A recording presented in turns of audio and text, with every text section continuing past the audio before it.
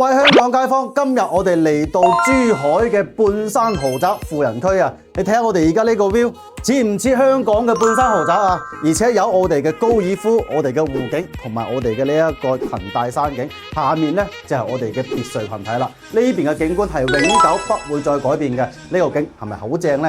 而且嘅話呢，呢邊嘅風水啊非常之靚啊！睇下我哋呢一個背山環水，喺風水上嚟講，你想窮都難啊！真係唔係講笑啊！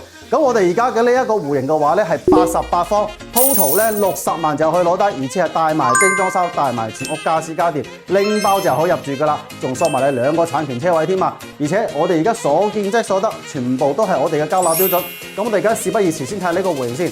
咁我哋入到嚟咧，呢邊咧就係我哋一個超級大嘅 L 型嘅廚房，所有嘅上下廚電櫃呢啲咧都係全部做好晒俾你噶啦。而且我哋出到去咧就係一個4米嘅大客廳啊，純南向，每日起身望住咁樣嘅 view 啊，哇，真係心曠神怡啊！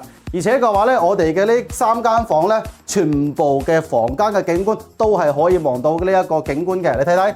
望出去，每日起身嘆杯咖啡，望住呢啲咁樣嘅景觀，真係好舒服，好豪氣啊，係咪啊 ？OK， 咁過到嚟咧，呢邊隔離就係我哋呢一個兒童房啦。連我哋嘅兒童房都做咗一個90度嘅超級大轉角飄窗，喺呢度讀書考試都多幾分啦。咁呢邊嘅話咧，就係我哋乾濕3分離嘅衞生間啦。所有嘅細節位咧都係做得比較好嘅，防滑地氈啊、地襟啊呢啲都全部整好晒。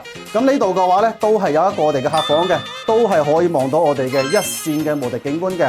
OK， 對呢度有興趣嘅，點個下方嘅 WhatsApp 連結，Eason 揸意法帶你過嚟實地睇樓啦。